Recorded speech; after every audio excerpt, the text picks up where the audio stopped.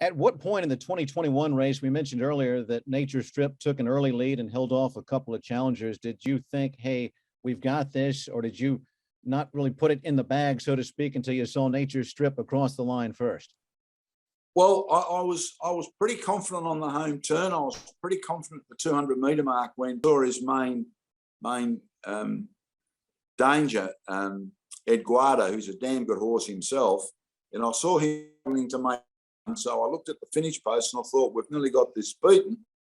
See Masked Crusader whizzing through the field, and that last 20 metres was heart in the mouth stuff where I thought he might get caught on the line, but he managed to hang on and win. That was fantastic.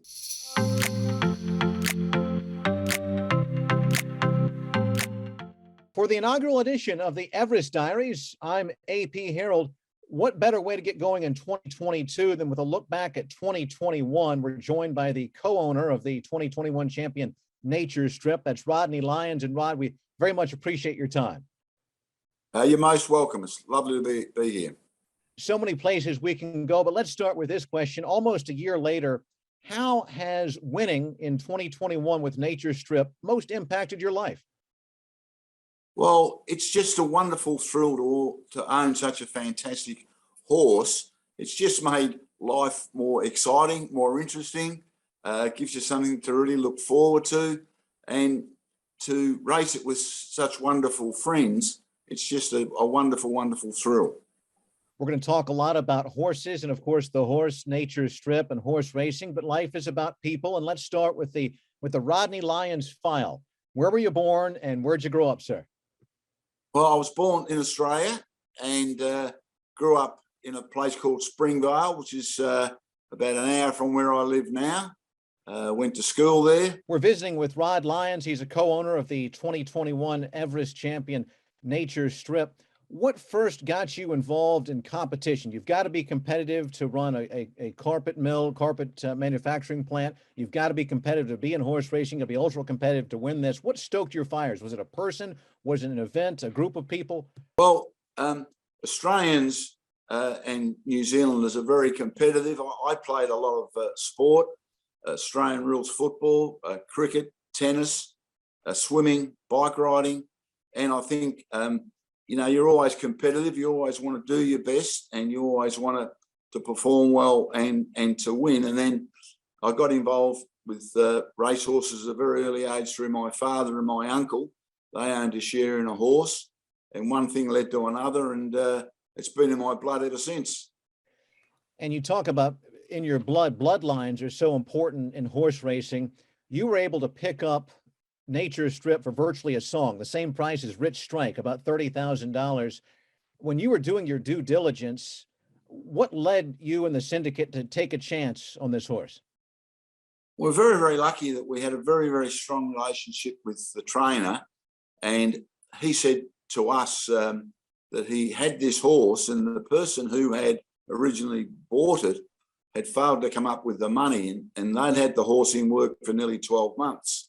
And he rang me because we had other horses with him and said, look, get your syndicate together. I can guarantee you'll get your money back. This horse has got a stack of ability, and I suggest you guys get involved with it. So we knew from a bit of inside information that the horse had ability, and it showed the trainer a fair bit of ability. And because of our strong relationship with the trainer, he egged us and gave us the advice to take a share in this horse. Rod, that stack of ability is certainly sky high. And let's talk a little bit about that trainer. That's Hall of Fame trainer Chris Waller, whose horses have won the Everest 2 of the last 3 years. What strikes you as most impressive about this brilliant horseman? Well, he is an absolute gentleman. What you see is what you get. He's very even-tempered. He's a great planner. And I think he's got that God-given gift that not many people have. We've had some great trainers in Australia and America and England and around the world island. And the ones that stand out are the ones that have got that God-given gift that just some people just haven't got. His eye for a horse, his calmness, the way he plans, his strategies, the staff he has around him. How important is that to have that even keel, that steady presence as a leader? Oh, I think it's everything. As we touched on before in in business, in horse racing, you're going to have your ups and downs. You're going to have your successes and failures. And people who can take that on board and have a long-term strategy and a plan and lead people with them, it's just a great advantage and a great plus to have. And Chris has got that in spades.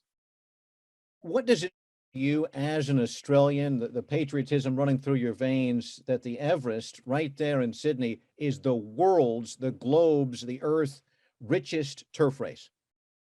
Look, it's fantastic, and what Peter V'landys has done with that race and put it together. Everyone now in Australia and I believe around the world talks about it. It is a fabulous race. It's so exciting. It's rivaling the Melbourne Cup with the interest, with the people thinking and talking about it, setting their horses for the race, and to have it in Australia, in Sydney, it's a real plus. It gives you a great deal of pride to think that we can pull a race together of that magnitude here in Australia. Rod, one of the things that Australians, yourself, and Yanks like myself share is that we're not quite as old, our history, as the mother country there, that Great Britain and England. But I was shocked to see the pedigree and history, 1833 for Royal Randwick Race Course. Talk about that magnificent edifice and just all the excitement that that building, which I guess became royal in 1992 when the Queen visited, brings to the energy of the Everest. Well, it is a magnificent race course. If you get an opportunity to come out and see it, it really is. It and Flemington, they're best two race courses in Australia. But it's got the history, as you've just mentioned, as young as it might be. It's a beautiful course. It's very, very fair. A great viewing area, great hospitality. It's a magnificent race course, and it does the Everest proud. Let's get back to the horse. First ever edition of the Everest Diaries. We're visiting with of Nature's Strip, Rod Lyons. His horse won the 2021 Everest, and you've mentioned before that Nature's Strip, this is a quote from you, is a big horse who took his time to mature. How rewarding, Rod, is it for you and all the horses' connections to see him develop in such spectacular fashion? It's so exciting. He is a beautiful, beautiful thoroughbred. As I say, all the owners are excited as I am, all good friends. And to have seen him mature is fantastic. And he's got a magnificent temperament. He's a beautiful specimen as a thoroughbred. He's 16 odd hands. He's kind in the eye, got a big girth, got magnificent action. He's a beautiful, beautiful looking racehorse. And I think when people see him in the flesh, they'll agree with what I'm saying. I love how you described his personality. If Nature Strip were a human being, is he a cocky prize fighter? Is he the strong, silent type? Is he the life of the party? Who would he be? The strong, silent type. He's kind. He walks around the stable and the mounting yard like he wouldn't hurt an ant. And as soon as he gets to the barrier, he just switches on. It's just another level. He gets white line fever. He just wants to get out there and race. As we say in America, I think around the world in a sports term, he puts his game face on, doesn't he? Absolutely, for sure. In 2021, Nature Strip held off a pair of hard-charging rivals to win the Everest. What did jockey James McDonald tell you afterwards about his essentially wire-to-wire pace that delivered that victory? James has been super complimentary about the horse. He has a magnificent high cruising speed, and he tends to put them to the sort, say, from the 800 to the 200. He can really run spectacular sectionals, and that's what James loves about him. He puts the race beyond doubt in that period. And if you try and stick with him, you run out of gas. If you're letting him too far away, you can't pick him up. He's a joy to ride, James said, an absolute joy to ride.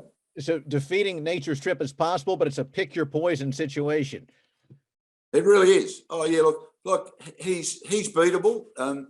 All horses are beatable. All athletes are beatable. But you've got to be on your game to beat him for sure.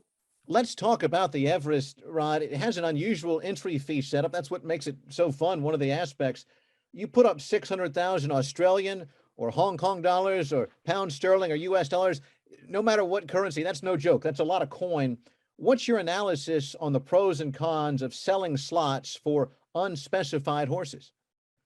Look, it's terrific. It adds to the drama. It adds to the intrigue. There's 12 slots. If you've got a horse good enough, the negotiations are fun. As I say, it adds to the fun, the intrigue, the drama of the horse, of the race. Who's going to take that horse? Who's going to take that horse? Will you get a slot? And from the moment the race is over, people start talking about the next year, about who's going to be in and who's not going to be in. Yeah, I think it's fascinating, Rod. And from my perspective, as a Yank, as an American, it's distinctly Australian. It's the Wild West. It's something different. It's the convicts that started an island country, and they're going to do it their way, and it's a lot of fun. How much pride do you guys take as countrymen and as Australians in putting your own spin on a big race? You can forget the convict bit. Come on, that was a long time ago. Only borrowed a slice of bread. But look, it's terrific. It is a unique Australian type scenario. Like, we love being competitive, whatever we do, and we try and be innovative. We're a long way from the rest of the world, and the whole concept of the Everest and the slots and negotiating is terrific. It adds to the drama of the race. And Rod, forget my convict dig. I'm from the state of Georgia. We were a penal colony back in the day too, so I give myself a hard time. Rod, for those considering attending their first Everest, what should people know about the Sydney Spring Carnival and all that goes around? Look, it's a fantastic. The whole carnival is fantastic. Unfortunately, this year was marred by very, very unusual wet weather. We've had like 3 or 4 months of torrential rain nearly every week, but normally it's a beautiful time of the year. The weather's mid-20s. The standard of racing, the Group 1 racing is phenomenal. The best jockeys in Australia get there, and quite often from overseas. It's a fantastic carnival, really exciting carnival, and of course topped off by the Everest, which is a fantastic day.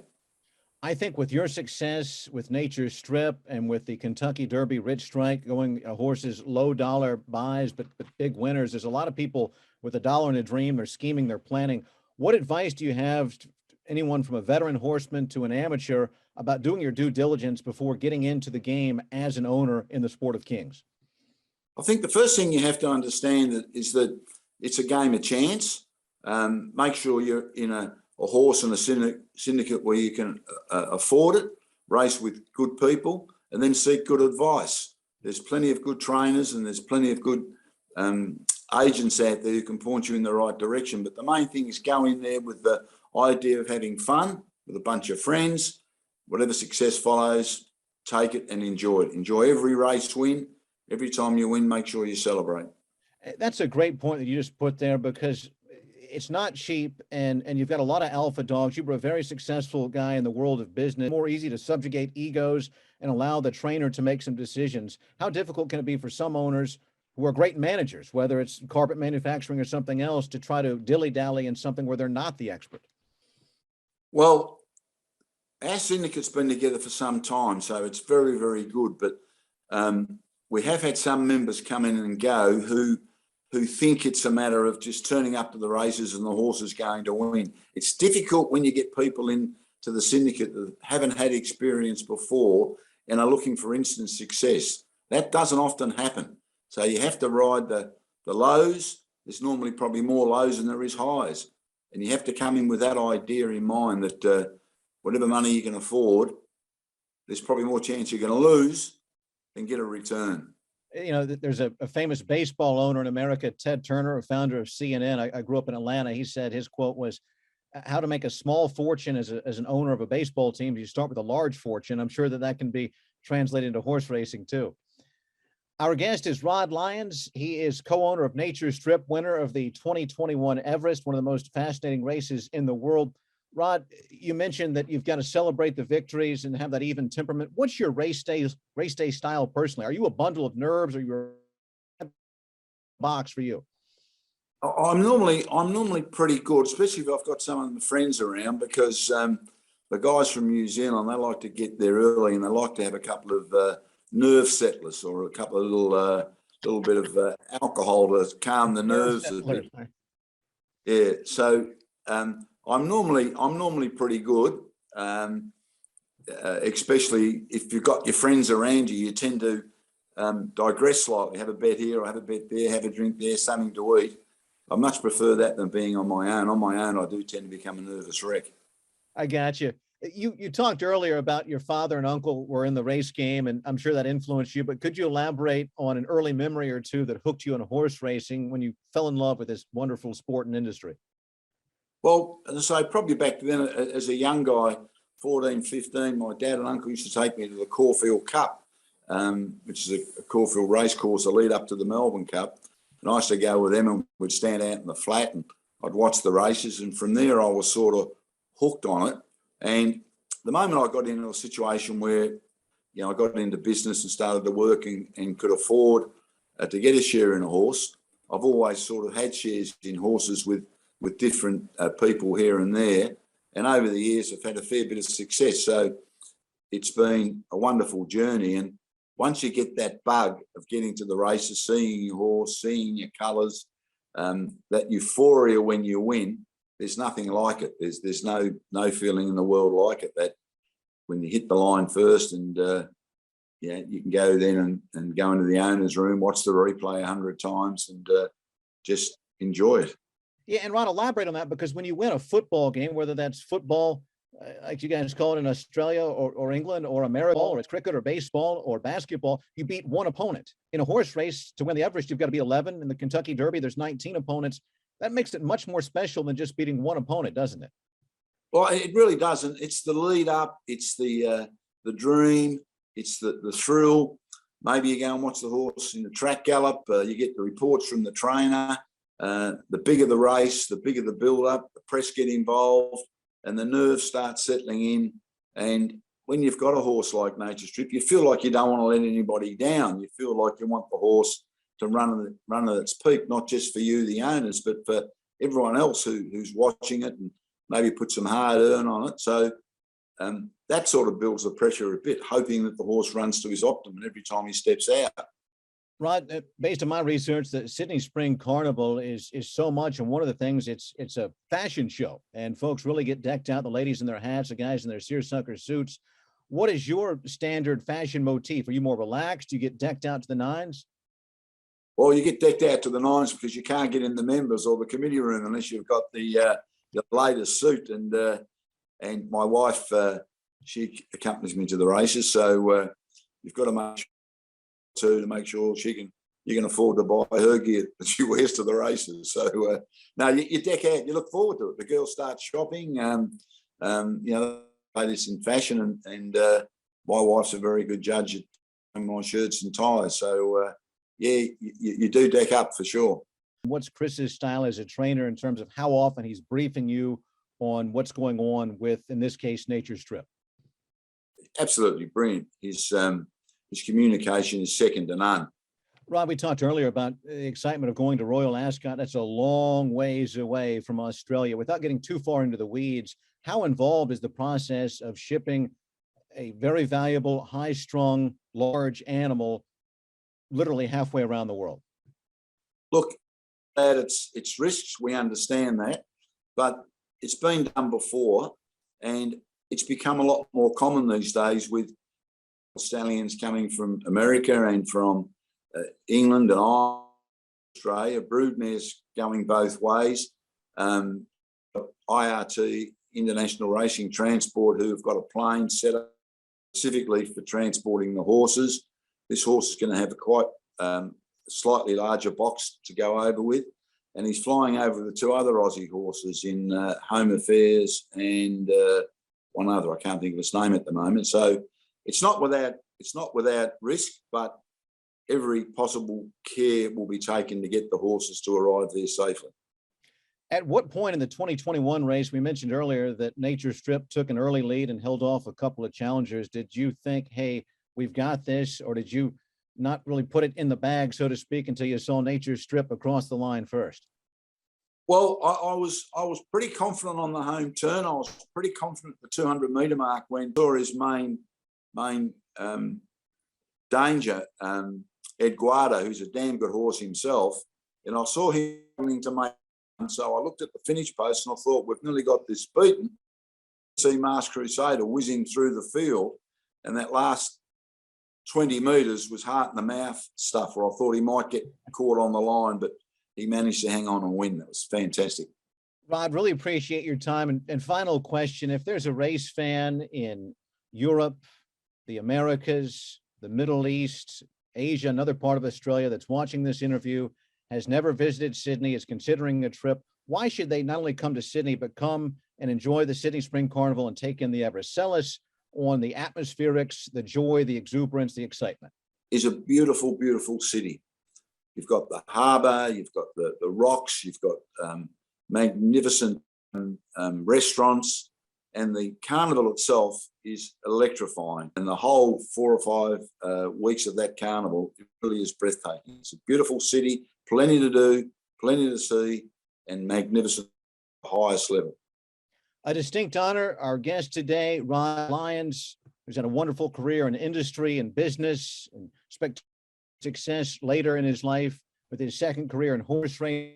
Really appreciate your time. Congratulations on the 2021 win. Excited about Nature Strip, Royal Ascot coming back to the Everest. Go get them. We are 100% behind you and looking forward, hopefully, for a repeat for you guys.